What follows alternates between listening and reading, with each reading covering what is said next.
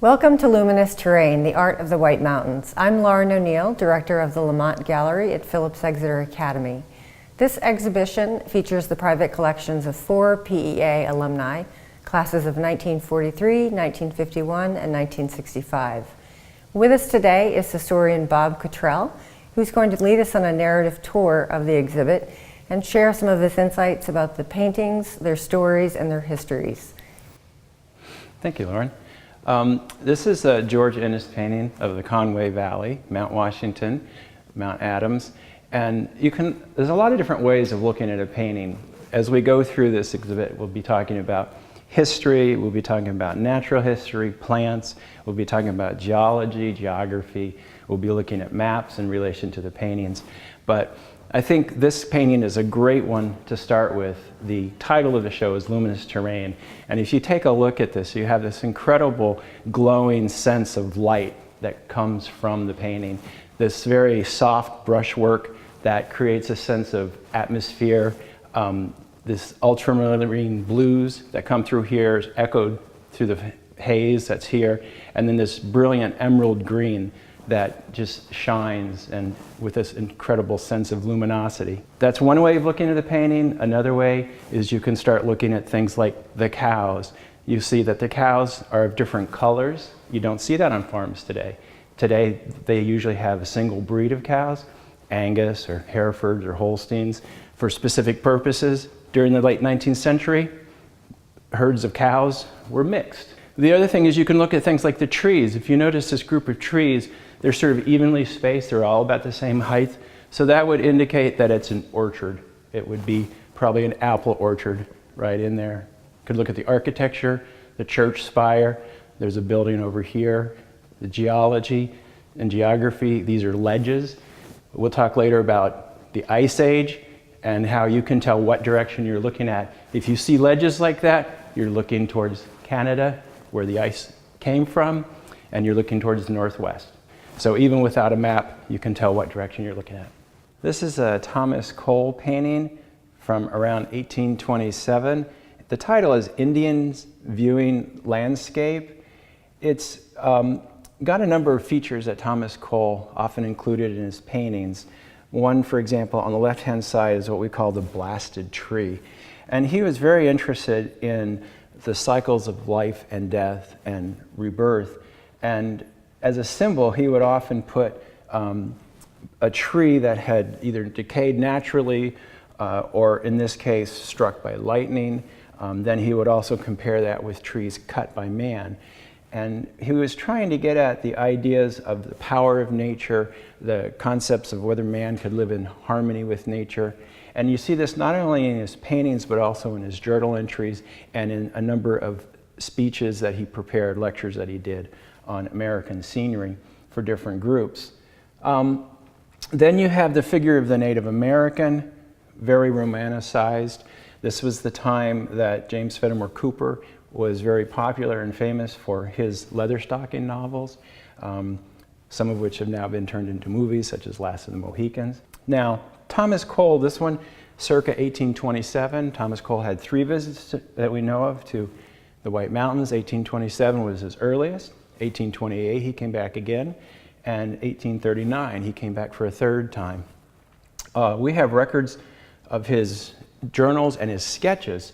Now, this view is not necessarily a specific view, as many of these are. You can actually go there today and know that you're standing and you see the same view today. This one is sort of changed and altered, romanticized. He was known for being able to take different rocks, different trees, different mountains that he had done from sketches or oil sketches and put them together. I like to compare this painting to his lost painting of Shakurawa's Legend, or Shakurawa's Curse. And you can see he's done a lot of the same material with the Native American figure. The rocks are kind of angular. They don't really look like this in the White Mountains. I'll show you some rocks in a little bit. But you can see this is similar in shape and character to the rocks that he has on the right. Now, part of this effect is an artistic technique called chiaroscuro. And what they're trying to do, say that you're imagining looking at a stage set or you're looking at the dramatic lighting effect, so that the light that's here sort of shows up more and glows because you have this darkness right here. And so it's a very similar compositional pattern that he's got. Now, I talked about some of the rocks, and we wonder, what did it really look like, say, at the top of Mount Shkorowa? This on the left is a sketch that Thomas Cole did. This on the right is a photograph that I took from, I believe, the same location. To get to this spot, you have to go down, come back up, and there's a little bit of a rock that's open. So my feeling is that I was within 6 feet of where Thomas Cole stood when he did this sketch. And you can compare the various peaks and points, even some way off in the distance, that he would name and say how far they were. And he would also talk about colors and stuff on his sketches. So his sketches, I believe, or I would argue, are extremely accurate. Whereas when he turned into the finished paintings, he would let his feelings and his emotions come through and sort of change the finished painting. This is a painting titled A Waterfall on Artist Brook by Benjamin Champney. It's not dated, and it's an oil on canvas. And I think this is another one that shows the title Luminous Terrain. It's a wonderful painting showing stark contrast between the light and the dark. And I think this dappled light effect of the light coming through the trees into a wooded glen with a small waterfall. It's just a fantastic painting. It's a great composition. This is one of a number of paintings, several that are here, kind of a style or a subgenre, if you will, of the forest interior. You don't see the vast panorama of mountains. You don't see the open fields. This is a very intimate feeling. You think of the green moss on the rocks, and you can almost hear the sound of the waterfalls as they go through. Now, the location of this is very interesting.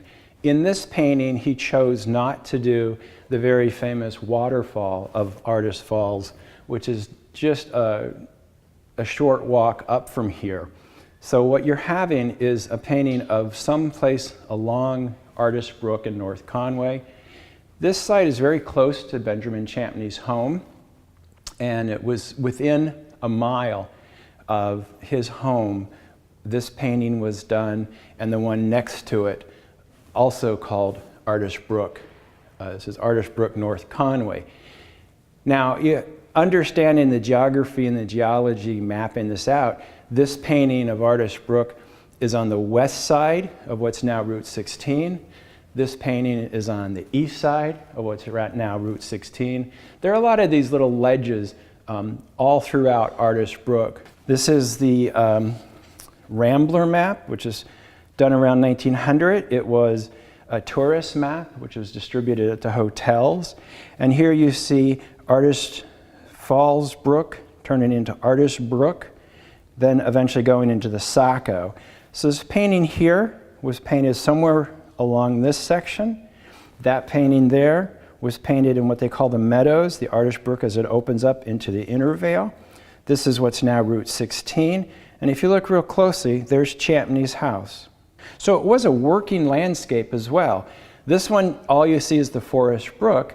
Then you imagine that there was a working sawmill and grist mill. And then here, this landscape here, if we'll look at Artist Brook, at first you think, oh, how wonderful, it's beautiful nature. But you got to realize there's a fence right along in here. These fields are not necessarily naturally open.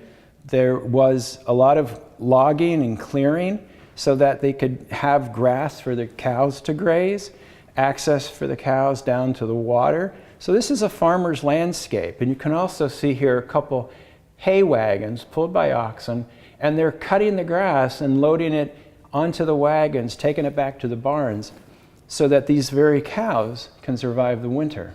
And so this is really a working farming landscape that you see. And it was that kind of thing, the work of the farmers, that created this landscape, along with the glaciers and some of the other things we'll talk about, that then attracted the artists to here. So you can see a lot of environmental change, historical change that went on through the time period. Just quickly, I'll show you the map we looked at. This is a painting of Champney showing his house. So Artist Brook is right down here behind the notch. Here's the open fields you can see. And then this is what his house looked like. He had his studio. He had a wonderful garden, which in his later life he focused mostly on paintings of flowers. Little balcony here. And then you can compare that with the house today, which still exists in North Conway. And the studio of the artist was very important in the time period. It was sort of based on the concept of a salon, in that you could see there were just numerous paintings here. But they would also have receptions with food and piano concert music. One of the artists, a photographer, used to whistle operas throughout the receptions that he would have, and he also did glass lantern slides of his photographs on a screen or a sheet outdoors, which is a wonderful way to help sell your paintings. Because again, there's that whole image or that whole aspect of this of being a consumer product. This is something that the artists were doing to make a living, to have a family.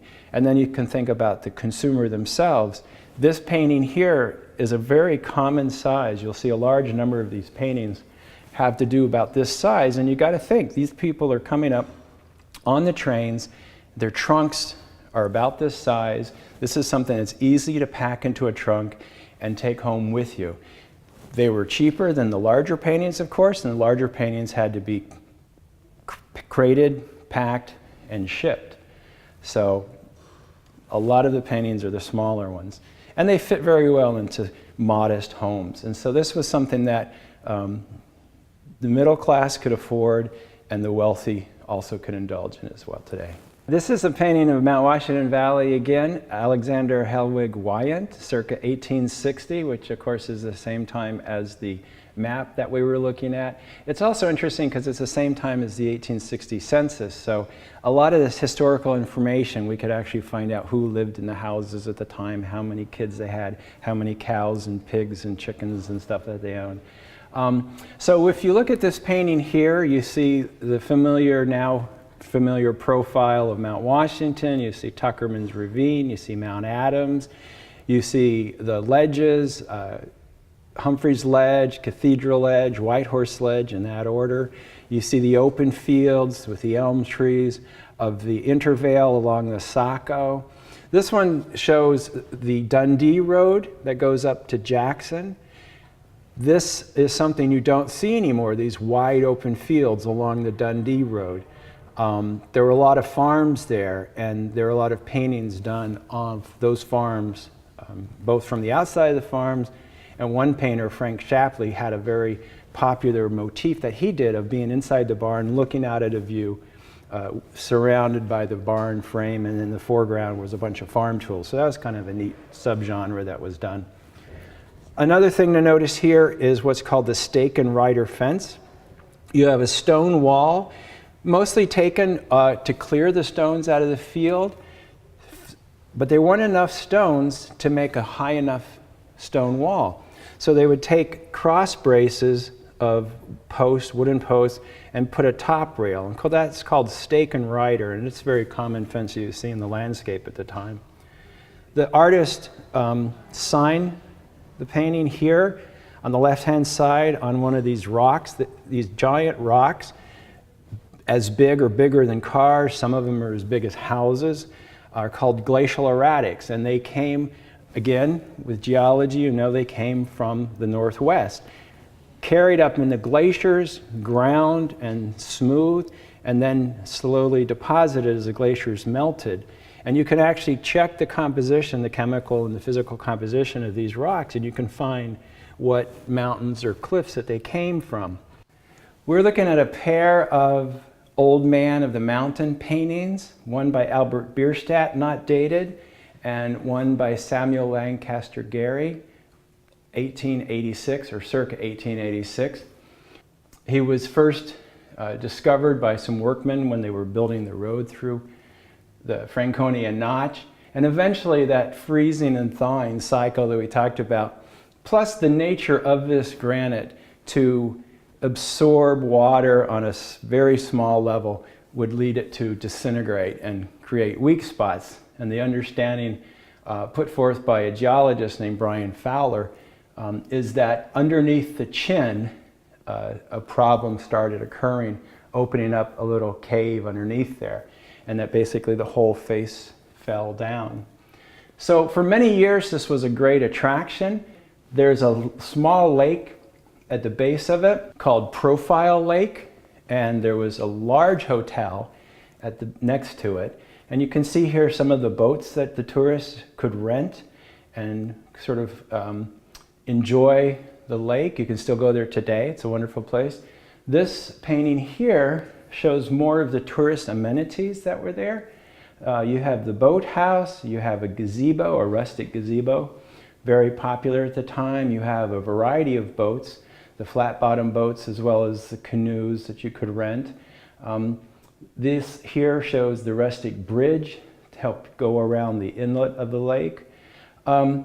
This is such a wonderful painting because it just shows the kind of repose and peace and calm that the visitors would have liked to have gone to. So you've got a couple people in the front, but I'd like to be this person in the back who's just sort of got their hand in the water and just leisurely being paddled around.